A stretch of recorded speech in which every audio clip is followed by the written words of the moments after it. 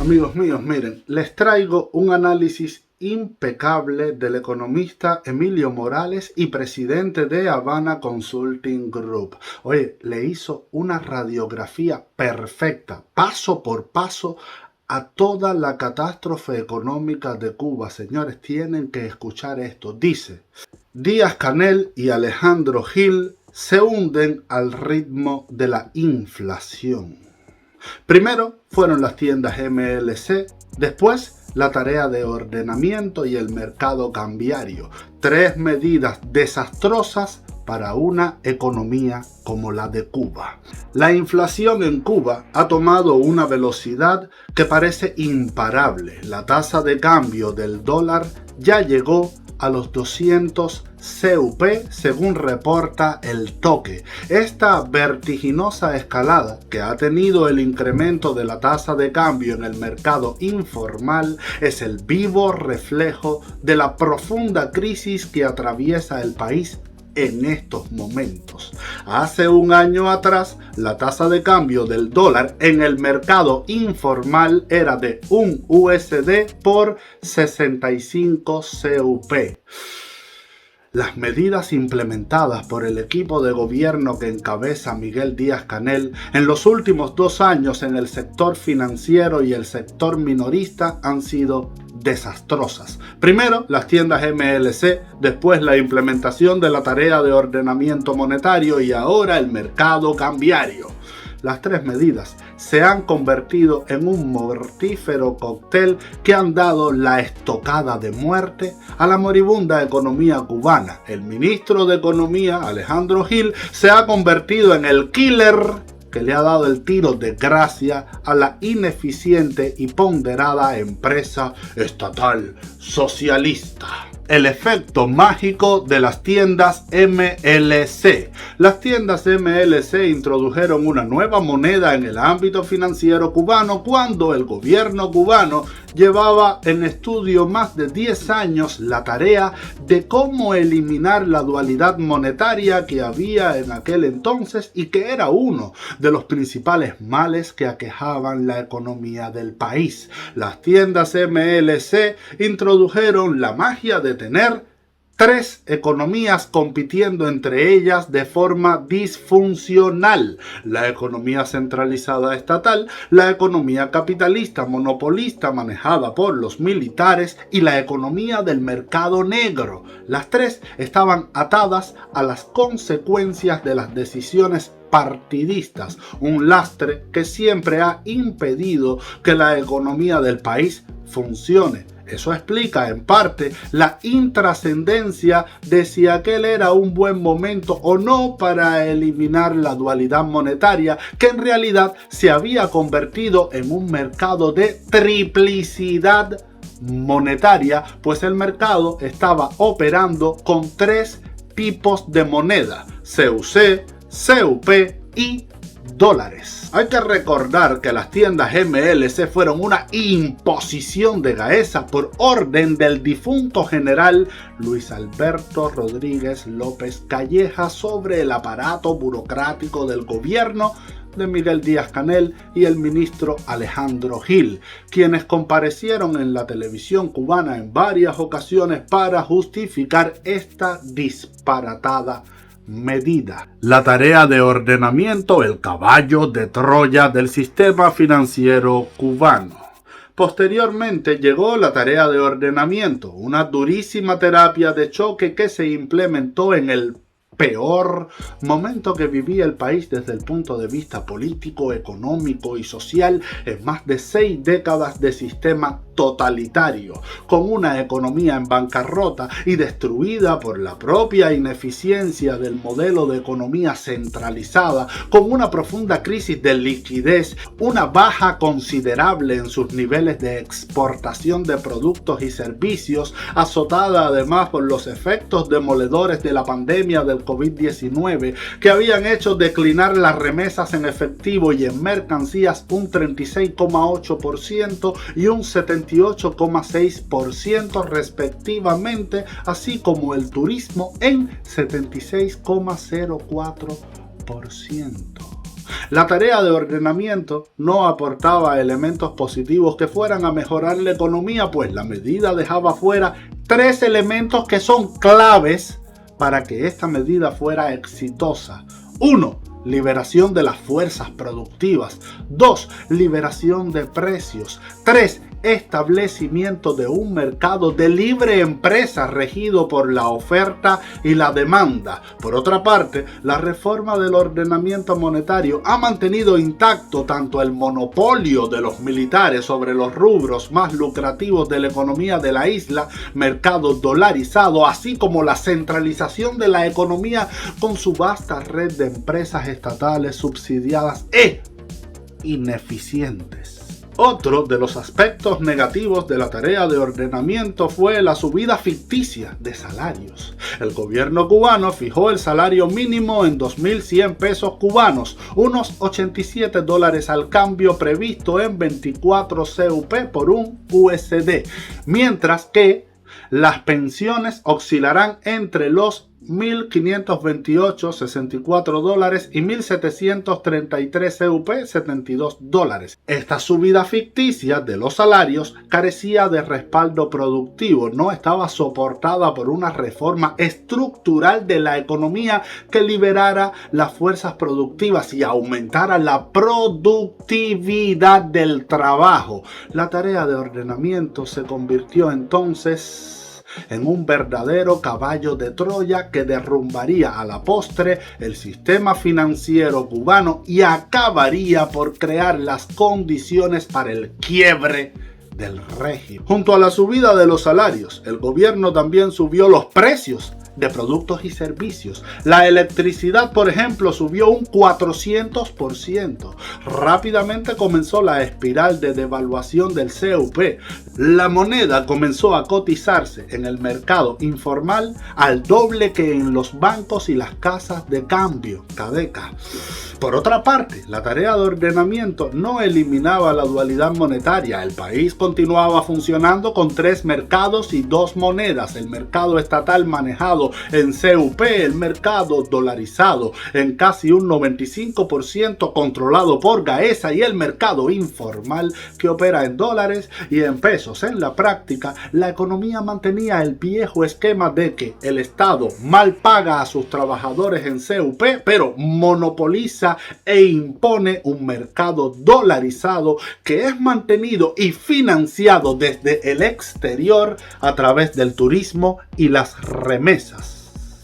La tarea de ordenamiento impactó fuertemente en los cuentapropistas. Entre la subida de precios a los insumos, el tope de precios impuesto por el gobierno a los precios de venta del sector no estatal, las altas multas y la demonización de los emprendedores en la prensa, todo indicaba que asistíamos al aniquilamiento en masa del cuentapropismo. La tarea de ordenamiento se convirtió en el entierro de la fuerza laboral de mayor crecimiento y mejores resultados que tuvo el país en los últimos 6 años. En poco tiempo, el mayor logro que alcanzó la tarea de ordenamiento fue la protesta ciudadana. Este fue uno de los principales detonantes que generó las históricas protestas que se desataron en más de 60 ciudades el 11 de julio de 2021.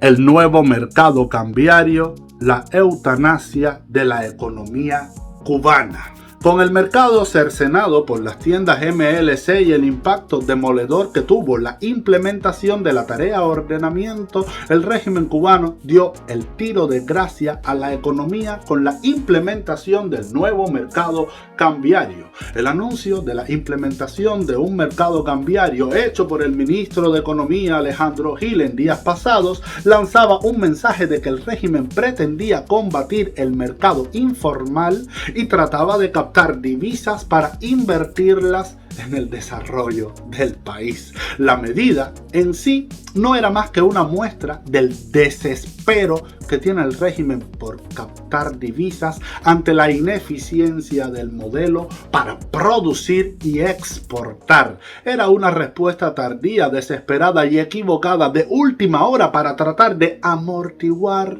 la bancarrota en la que se encuentra el país dado su falta de liquidez, el declive de las exportaciones y la falta de créditos internacionales por la falta de pago a los acreedores de la deuda externa. El controversial mercado cambiario fue lanzado tontamente con una oferta en una sola dirección. El Estado compraba divisas, no las vendía. Automáticamente, con esta acción, el régimen cubano puso de un golpe en manos del mercado negro el control del canje en las finanzas del país. La medida, lejos de debilitar al mercado negro, lo fortaleció. La respuesta del mercado no se hizo esperar. No hubo colas ni aglomeraciones de personas en los bancos y las casas de cambio para ir a vender sus divisas al Estado. Para la población, el impacto de esta medida tuvo repercusiones inmediatas. Los salarios de los trabajadores perdieron de un golpe su valor nominal en un 400%. Los pensionistas quedaron totalmente desprotegidos. El alza de los precios de los productos se disparó tanto en el mercado informal como en el mercado de las tiendas MLC. La medida generó más frustración en la población y escaló el aumento de las protestas ciudadanas, corroborando la sensación de que el país va rumbo a la anarquía. Con esta medida se implementa otro disparate financiero al crearse un segundo corredor cambiario, pues las empresas estatales y las extranjeras que operan en el país continúan operando con la tasa oficial de $1 por 24 CUP, lo cual enterraba definitivamente a la red de ineficientes y subsidiadas empresas estatales. Con esta medida, Alejandro Gil le aplica una especie de eutanasia a la empresa estatal socialista. Para las empresas extranjeras era otro golpe bajo que se sumaba al corralito financiero al que llevan sometidos por 3 años, más la sacudida que les dio la implementación de la tarea de ordenamiento. Como consecuencia de estas medidas, muchos trabajadores han abandonado sus trabajos para dedicarse de lleno a sobrevivir en el mercado informal o sencillamente han vendido sus pertenencias para emprender la salida del país vía Nicaragua en busca del sueño americano. Decenas de miles de cuentapropistas han cerrado sus negocios víctimas de la inflación y de estas disparatadas medidas de corte financiero implementadas en los 2 últimos años. Al respecto, la Oficina Nacional de la Administración Tributaria ONAT informaba que al cierre de agosto más de 328.200 cuentapropistas no habían efectuado los pagos por impuestos sobre ingresos personales y sobre venta de servicios que se realizan una vez al año. Sin duda, una señal muy clara de que una buena parte de estos cuentapropistas se han marchado del país y otros han tenido que cerrar sus negocios. Con el anuncio de la implementación del nuevo mercado cambiario, la subida del canje en el mercado informal subió a 130 CUP por $1. Esto obligó al gobierno a anunciar que vendería divisas a la población. Sin embargo, esta venta sería muy restringida. En su anuncio dejaron claro que ninguna persona cubana o extranjera podrá comprar más de $100, euros u otra divisa foránea en el día. Tampoco podría hacerlo en los aeropuertos ni en otro lugar que no fuesen las 37 sucursales de Cadeca que habían sido habilitadas en todo el país para la operación y, por último, la venta estaría limitada a la cantidad de moneda que cada establecimiento de manera particular lograra ingresar en el día por concepto de canje. Esta corrección hecha a la carrera para tratar de enmendar el lanzamiento fallido del nuevo mercado cambiario disparó la tasa de cambio en el mercado informal a 145 CUP por $1. En apenas 20 días, el gobierno con su torpe medida hizo que se produjera un terremoto en el mercado financiero del país. El valor del canje de pesos por dólares aumentó un 20,83% y se dispararon los precios tanto en el mercado informal como en el mercado minorista dolarizado. El día 5 de octubre la tasa de cambio en el mercado informal de $1 llegó a los 200 CUP. Este resultado indica que la tasa de cambio en el mercado informal ya es casi el doble a la alcanzada en el periodo especial. En otras palabras, la mediocre gestión de Miguel Díaz-Canel y el ministro de Economía Alejandro Gil han llevado a la economía del país a una bancarrota total. Ha alcanzado el índice de inflación más alto en 63 años de economía socialista. Conclusiones. Hace unas semanas, Steve Hanke, experto profesor de economía aplicada en la Universidad Johns Hopkins, clasificó a Cuba como el país con la segunda mayor inflación del mundo, al reportar en su informe que la inflación en la isla había subido un 135%. En realidad, la inflación ya ha subido un 700%. Hoy los cubanos son 700 veces más pobres que cuando comenzó la tarea de ordenamiento. Viendo esta realidad, es predecible que la inflación continúe aumentando en los próximos meses, dado que el país está ahogado en su deuda externa, la falta de liquidez, las bajas exportaciones de sus principales renglones exportables, la lenta recuperación del turismo y la disminución de sus reservas en divisas en el exterior. Para el mes de diciembre, no nos asombremos si la tasa de cambio llega a los 300 CUP por $1. La inflación de la economía cubana ha entrado en una espiral de escalamiento que no parece que se vaya a detener a corto plazo. En la medida que la escasez de productos de primera necesidad como los alimentos y los medicamentos se siga acentuando, los precios de estos productos en el mercado informal seguirán escalando y el CUP se seguirá devaluando aún más. Sin duda alguna, esta situación afecta el proceso de recuperación del mercado turístico y la atracción de inversión extranjera. Si antes de implementar esta medida la llegada de inversiones extranjeras a Cuba era casi nula, ahora será peor.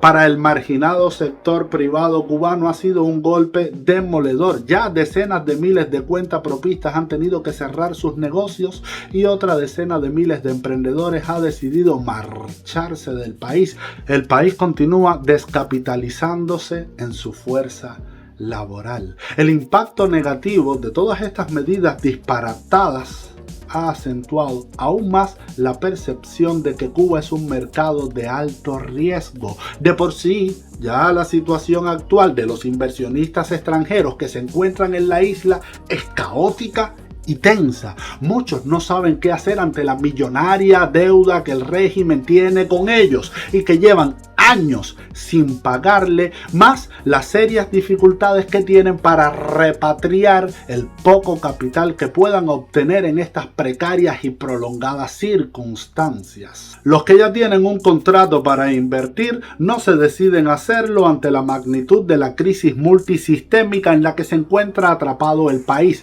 Los que ya están en el mercado están operando con pérdidas y tratan de producir lo mínimo posible para justificar mantenerse y no perder la inversión. En crisis como esta, cuando ya no quedan recursos para justificar los hechos, alguien tiene que cargar con la culpa de este desastre. Y Raúl Castro, a estas alturas, en el ocaso de su vida, no se va a sacrificar por Miguel Díaz-Canel. A fin de cuentas, los hechos y los resultados muestran que Díaz-Canel no está garantizando la continuidad que prometió, más bien la está haciendo pedazos y a pasos agigantados.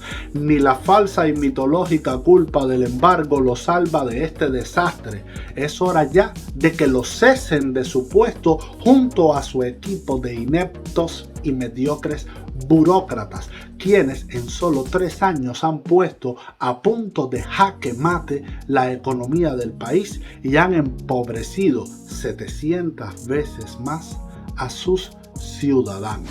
Amigos míos, excelentísimo análisis impecable, en mi opinión. Tiene que renunciar Díaz-Canel y tiene que renunciar el comunismo y se tiene que hacer una transición a la democracia, cambio de sistema. Pero excelente este análisis, se los recomiendo a todos. Un besote y hasta la próxima.